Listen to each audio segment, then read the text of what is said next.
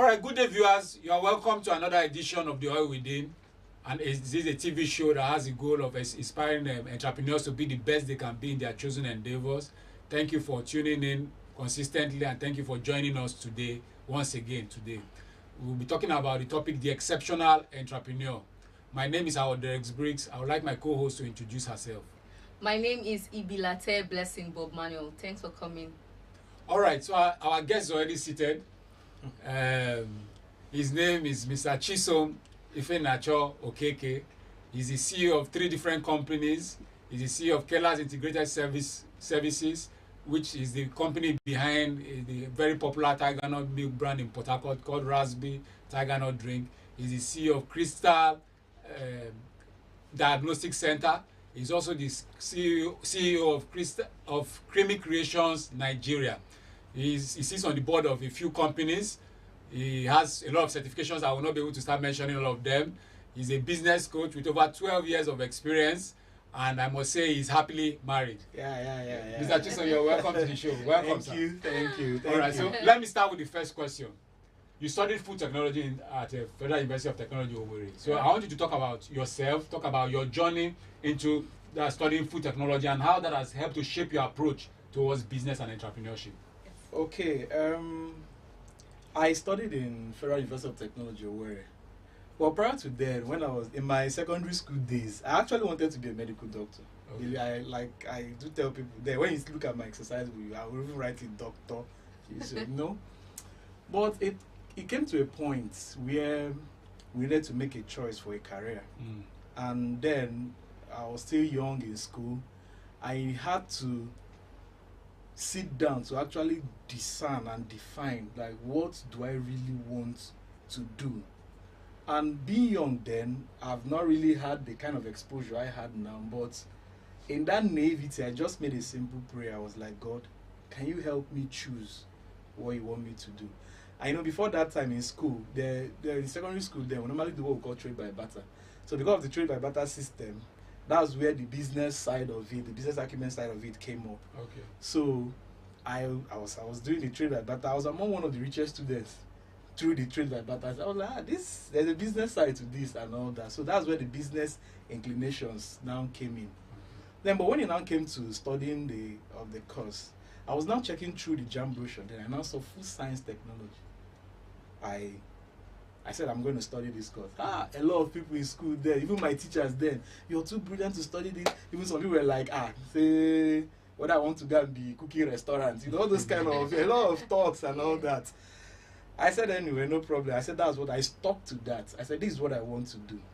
Now, by the time I got into the university and I was exposed to the course, that's when I found out I made the right decision. That's when I knew that from there you can be able to be a manufacturer in the food sector, and you can be able to help solve the problem of hunger in the world. So that was from there that the business side of my food technology now kicked in. Studied this course, went through that, came out with a 2-1, and now I'm running successful businesses in the food industry. And you're actually putting that degree to practice. Of course, I'm putting it to practice. Yeah, sure. Okay. So how have you been able to, you have 3 businesses, Yeah. and more to come. Yeah, sure. So how have you been able to navigate through these businesses and then with family and all that? How have you been able to, arrange these things together, put them together?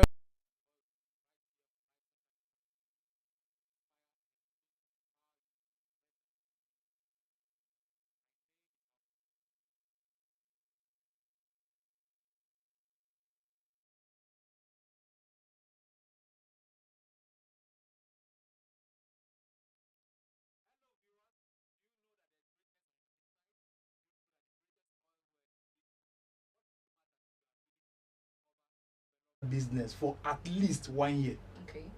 So by the time I understood the business, know the intricacies of the business, know what entails in the business, jump into it, do it. By the time I do that, build a system around it, find out that yes, the system is working. I can now be able to face another thing and do. So that was how I was able, over the years, was able to build up these 3 businesses at this point.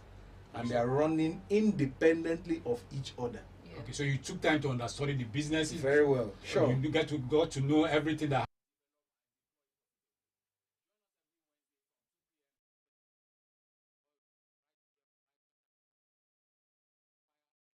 the exceptional entrepreneur.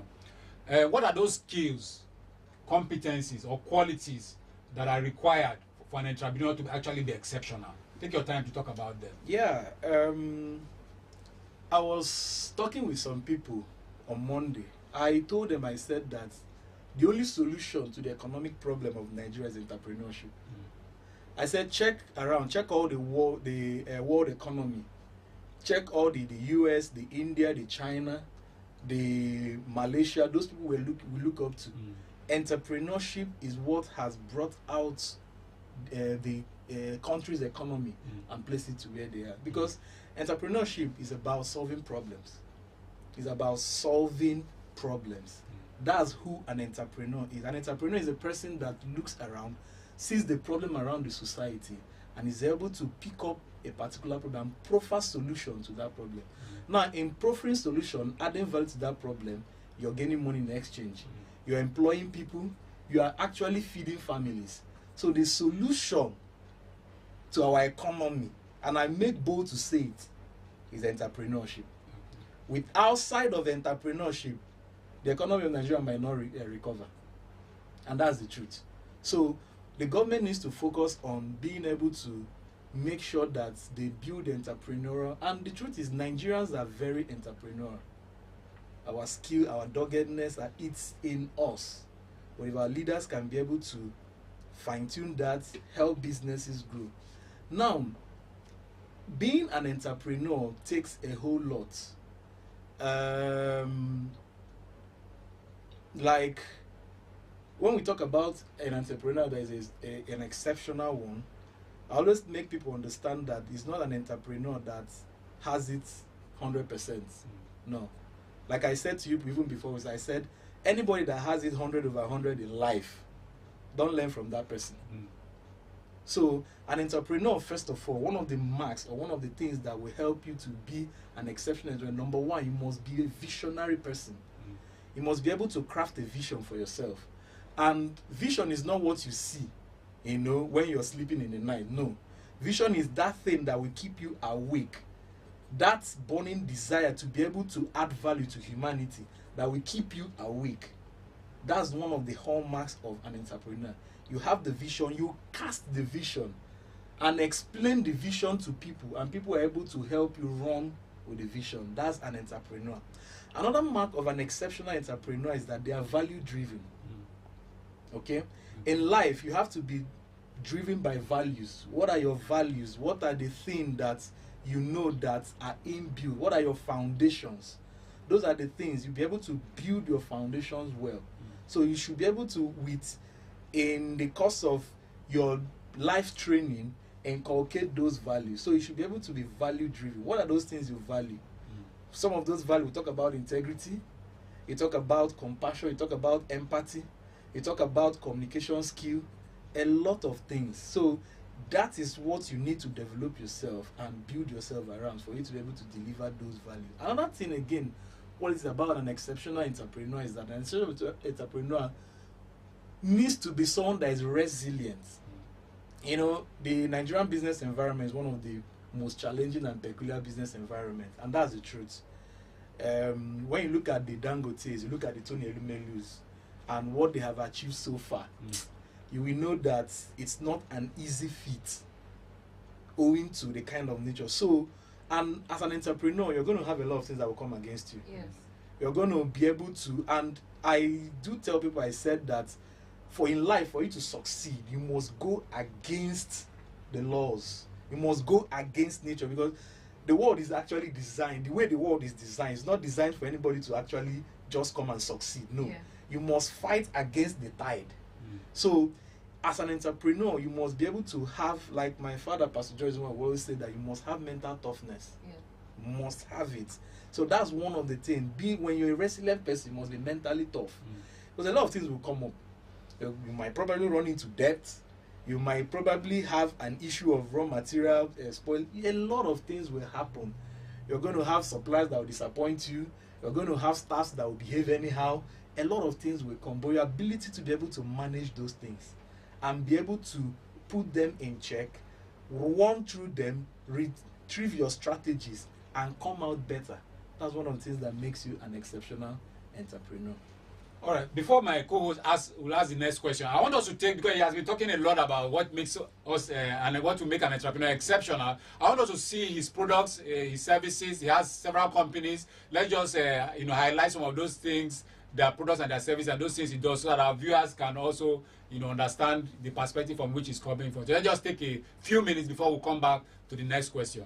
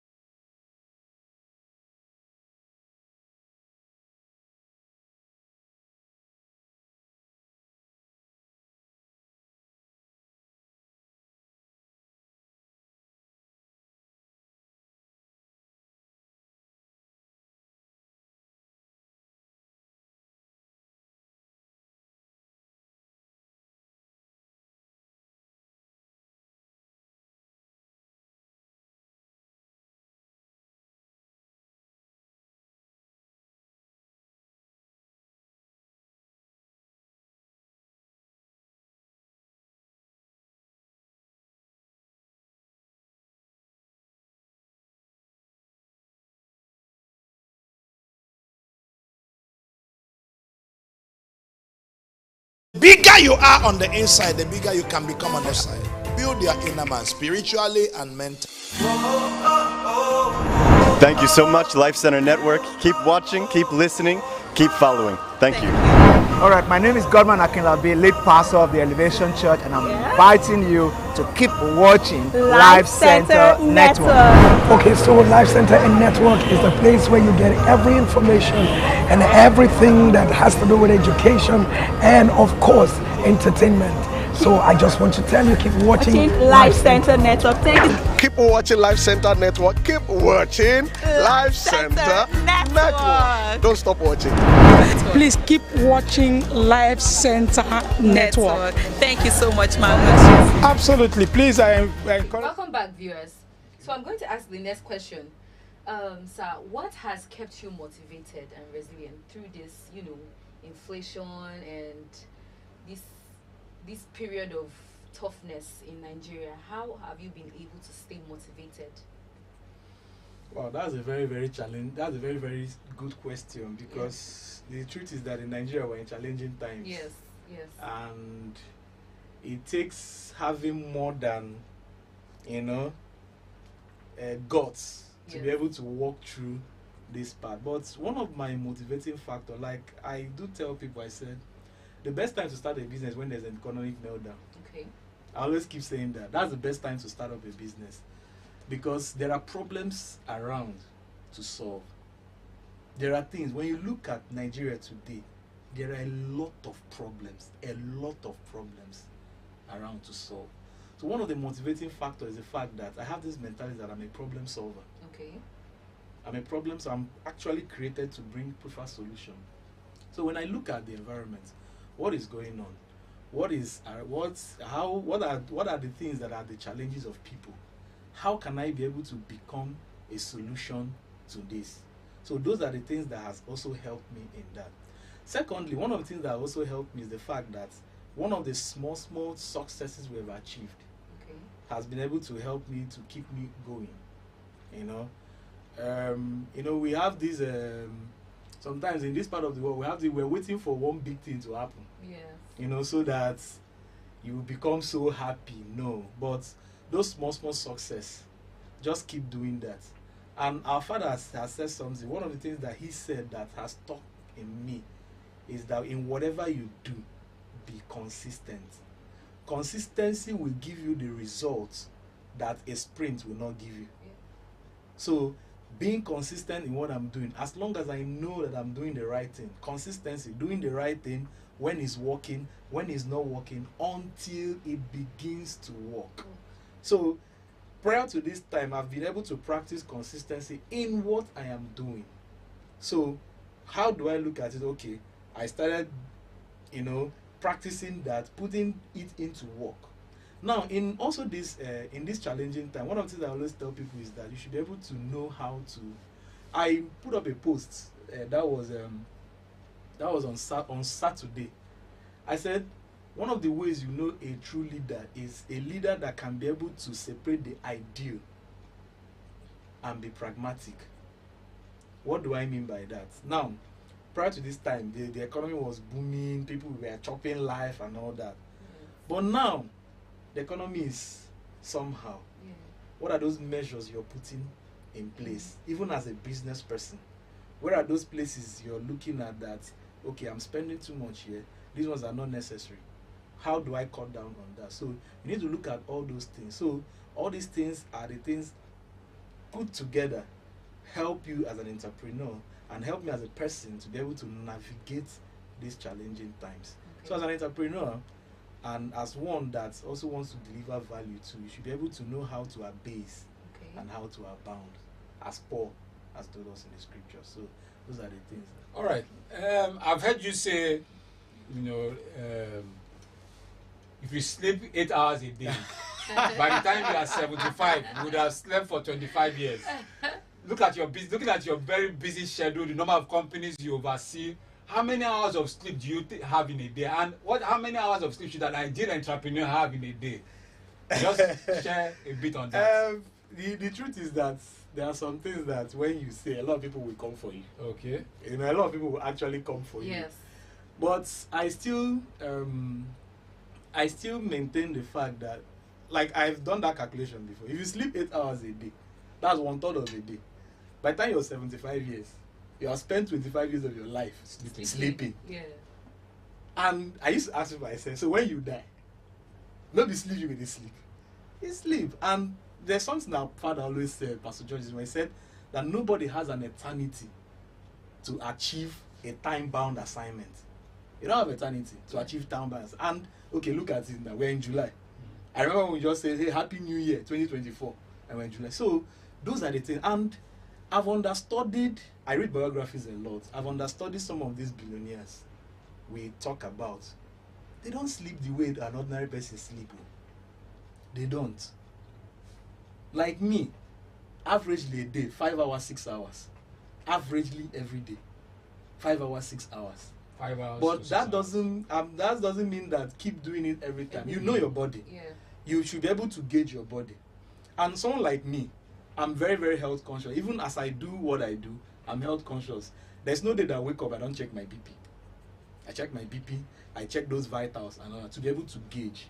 There are still some times you also need to do the Bible said that God created the earth in 6 days and rested on the 7th day. So we have 1 week, 6 days. Do you understand? Yeah. God used 6 to walk and rested in 1. So it can be a pattern.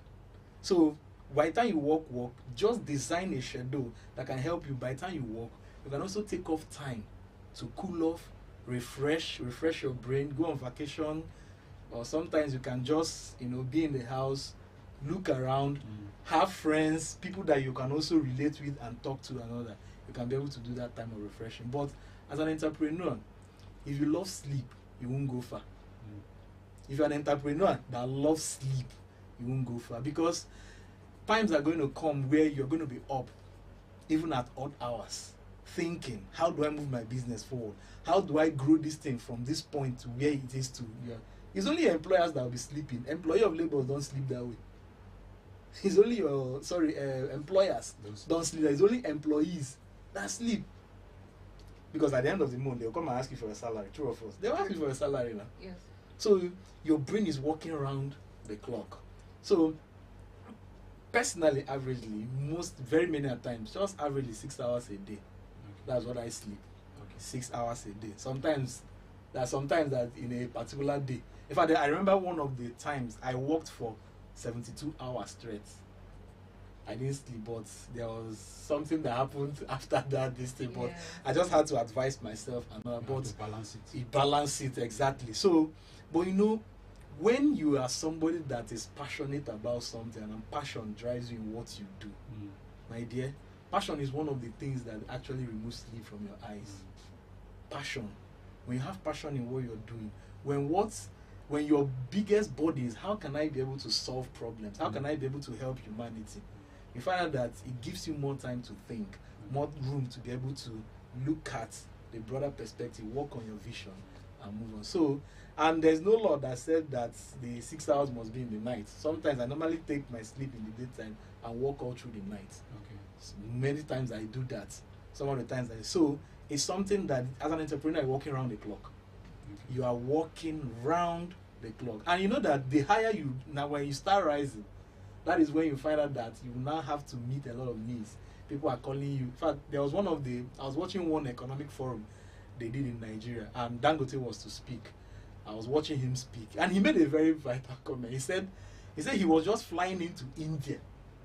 Okay. From they said he was just from the airport. He just came straight there to talk that he has not rested by the time now. So that's just the life of an entrepreneur. But at the end of the day, you should be able to develop strategy, develop routines that will be able to help you check your health and also help you balance that. Also check your meal. What are the kind of things you eat? Exercise regularly. Do your exercise, refresh. All these things are the things that will be able to help you build a healthy mind and a healthy body to pursue your dreams. So, sir, how do you want, as an exceptional entrepreneur, how do you want to be remembered? What do you want to be remembered for? Wow. It's a very nice question. Yes. I told people, I said, one of my biggest passion is to multiply myself in people. Yeah. That's one of my biggest passion. One of my passion is to see that people grow, people succeed, and that I am a part of that success. Okay. There was a mentorship class we just had recently. I keep telling them, I said that one of my biggest the sky is big enough for anybody to listen. One of the DNA I got from my father, Pastor George, is the fact that we are not threatened by people's success. Yeah. We believe in everybody succeeding together. So collectively succeed. When you're succeeding, I am succeeding, you're succeeding. The world will become a better place. Yes. There will be less animosity. Do you understand what I'm saying? So being able to see people thrive, being able to look at younger entrepreneurs, invest in them, look and watch them grow and rise. That's one of my biggest passion. And that's one of the things I want to be remembered for. Okay, that's good. Just before we round up, why is it important to have multiple streams of income, especially in this economic situation where we find ourselves today? Very, very, very, very highly important. Yes. But I need to say something now. When we talk about these multiple streams of income, there's one of my mentor, Mr. Uche Sikako, he said that there's a difference between multiple streams of income and multiple streams of businesses. Multiple streams of business is this. Let's say you're selling granules. Now, as you're selling granule, the business has not broken even yet. You are now starting another business. Okay? Now, let's say you took money from this particular business and you're funding this business. And at the end of the day, the money, what you took out from here to fund this one is affecting this particular business. At the end of the day, the two businesses are no longer doing well. Yeah. That's multiple streams of businesses. But we could talk about multiple streams of income. What is what coming in? So what it entails is that now you have a business doing. Once the business is doing well, and the business is standing, and you have built a system that has broken even, you can be able to start up another business. And when I remember I said when I was starting, I said there is no business I've done that I didn't give at least 1 year to understudy that business. There's no one, not one I'm doing now. I didn't give. That's why, as someone that runs a bakery, I know how many loaves of bread 1 bag of flour will give me. I know. So even if I'm not there, and by the time they finish baking, they bring the report, and the report is not tallying. I know already. So there's no place that I've not. Even the tiger nut, I know how many bottles 1 full bag of tiger nuts is going to give me, depending on the SKU I use. So I know all that. So now, By the time you're doing a business and the business is succeeding, yes, start up another business. It might be in the same line with what you're doing. It might be something different from what you're doing. But in an economy that is ours, it is good that you have at least 2 to 3 streams of income. Okay. Depending on one, and more especially if you're a salary earner, you are in danger. If you're a salary earner, you are in danger. In fact, some people, their salary even finish before it is being paid. Yeah. Some people's salary is finished before it's being paid. So, what stops you? Yes, in your business, and the way technology has made it easy these days, you can be able to run online businesses seamlessly while you're doing your work. So, I encourage people in this economy, please have at least 2-3 channels where you have income and it's coming to you, so that you can be able to. Okay, we're actually out of time.